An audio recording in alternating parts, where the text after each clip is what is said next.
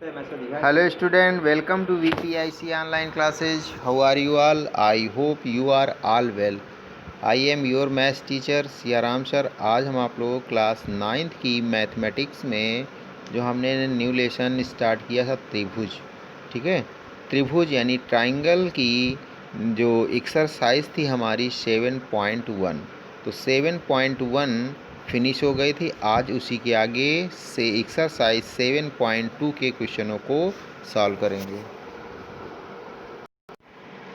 Exercise 7.2 का पहला question है यहाँ पे प्रश्न नंबर 1, एक समद्विबाहु त्रिभुज ए बी सी में जिनमें A B equal to A C, angle B equal to angle C के समद्विभाजक परस्पर बिंदु ओ पर प्रतिच्छेद करते हैं। ए और ओ को जोड़िए, दर्शाइए कि O B equal to O C. पहला क्वेश्चन तो ये हमें सिद्ध करना है कि O B equal to O C. दूसरा है इसी में कि ए ओ कोण ए को समद्विभाजित करता है, ये हमें सिद्ध करके लाना है, ठीक है। तो चलिए आते हैं इसके सलूशन पे। दिया गया है, सबसे पहले जो दिया गया उसको हम लोग लिख लेंगे। दिया गया है कि एक समद्विबाहु त्रिभुज ए बी सी में ए बी इक्वल टू ए सी। तो सबसे पहले देखिए हमने बनाया एक समद्विबाहु त्रिभुज ए बी सी, ये ए बी सी है, क्लियर। अब इसमें ए बी इक्वल टू ए सी दिया गया, यानी ए बी जो भुजा है वो ए सी के इक्वल कर दिया मैंने, तो ये समद्विबाहु हो गया। फिर उसी में दिया गया कोण बी तथा कोण सी के समद्विभाजक परस्पर ओ बिंदु पर मिलते हैं। तो ये जो कोण बी है, ये देखिए मैंने फिगर में साइड में बनाया है, और कोण ये सी, इसका समद्विभाजक ये इस तरह से समद्विभाजक कीजिए तो देखोगे जहाँ पे ये कट करता है वो पॉइंट ओ है, ठीक है। आगे फिर ये समद्विभाजक ओ पर काटते हैं। फिर मैंने इसमें दिया गया था कि ए और ओ को जोड़ दीजिए, तो ये डॉटेड डॉटेड से मैंने यहाँ से यहाँ तक जोड़ दिया है। अब सिद्ध करना है O B equal to O C, ठीक है। तो बहुत ही सिंपल सा, बहुत ही आसान सा क्वेश्चन है। चलिए आते हैं हम लोग इसके प्रूफ पे।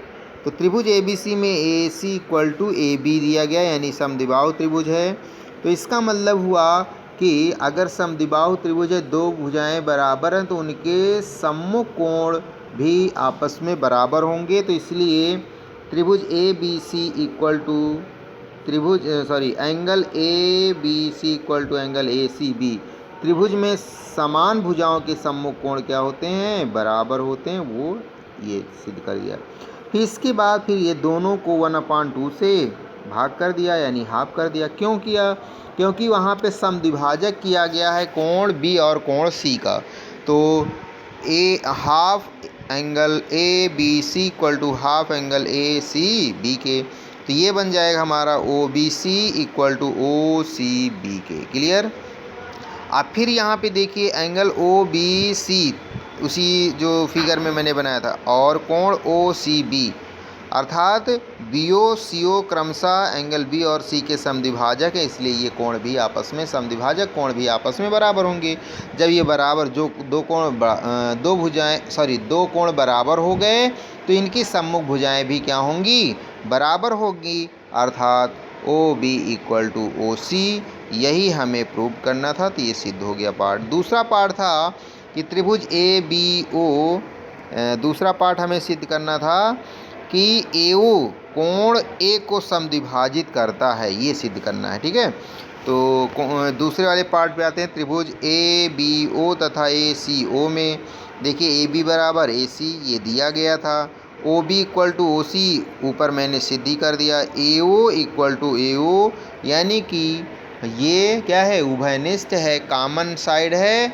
तो therefore both triangle are congruent to each other, इसलिए दोनों ट्राइंगल क्या हो जाएंगे? कांग्रुएंट, यानी कि सर्वांगसम हो जाएंगे, ठीक है। जब सर्वांगसम हो जाएंगे तो सर्वांगसम का मतलब ही हुआ सर्वधन अंगधन सम, यानी सभी अंग सभी भुजाएं दोनों त्रिभुजों की बराबर होंगी। Therefore we can say angle B A O, this is equal to angle C A O C P C T, congruent part of corresponding part of congruent triangle से ए ओ एंगल ए को समद्विभाजित करता है, यही हमें सिद्ध करना था। इसके बाद फिर नेक्स्ट क्वेश्चन पे आते हैं, क्वेश्चन नंबर 3 ले लेते हैं। क्वेश्चन नंबर 3 है त्रिभुज ए बी सी एक समद्विबाहु त्रिभुज है जिसमें बराबर भुजाओं AC और AC पर क्रमशः शीर्षलंब B और CF खींचे गए हैं। दर्शाइए कि शीर्षलंब बराबर हैं। हमें ये सिद्ध करना है कि इसके जितने भी शीर्षलंब हैं ये सारे क्या हैं, इक्वल है। ये हमें प्रूव करके लाना, ठीक है। तो आते हैं इसके सलूशन पे। फिगर बनाई है, फिगर दिया गया था क्वेश्चन में। तो दिया गया एक त्रिभुज ABC में AB इक्वल टू AC तथा शीर्षलंब B से भुजा AC पर BE लंब डाला गया और शीर्षलंब C से भुजा AB पर CF लंब डाला गया है। हमें सिद्ध करना है कि यही जो शीर्षलंब डाले गए ये इक्वल होंगे, अर्थात B इक्वल टू CF, ये प्रूव करना है, ठीक है। तो उपपत्ति पे आते हैं। त्रिभुज ABC में AC इक्वल टू AB के, तो जब AC इक्वल टू AB के है तो इसका मतलब ये त्रिभुज के सम्मुख भुजाओं के कोण समान होते हैं। ये समीकरण 1 बन जाएगा, ठीक है। क्यों, कैसे होगा, मैंने अभी बता दिया कि त्रिभुज में समान भुजाओं के सम्मुख कोण बराबर होंगे। फिर त्रिभुज BCF में ले लेते हैं, BCF और त्रिभुज फिर दूसरे वाले में CBE में angle BFC equal to CEB, क्यों, परपेंडिकुलर हैं इसलिए ये क्या होंगे, बराबर होंगे, यानी ईच 90 डिग्री। फिर उसके बाद देखिए दोनों त्रिभुजों में भुजा BC बराबर BC कामन है, उभयनिष्ठ है। और फिर इन दोनों त्रिभुजों में कोण B और कोण C के बराबर है। 3 चीज़ें बराबर हो गई, यानी कि यहाँ पे ये दोनों ट्राइंगल क्या हो जाएंगे, यहाँ पे फिर सर्वांगसम हो जाएंगे। जब सर्वांगसम हो जाएंगे therefore we can say side BE, यानी कि जो BE है वो CF के इक्वल हो जाएगी, अर्थात दोनों शीर्षलंब बराबर होंगे। यही हमें सिद्ध करना था। तो ये थे इस एक्सरसाइज के क्वेश्चन। जो शेष क्वेश्चन है उनको हम लोग नेक्स्ट वीडियो में सॉल्व करेंगे। It's sufficient today. Thank you.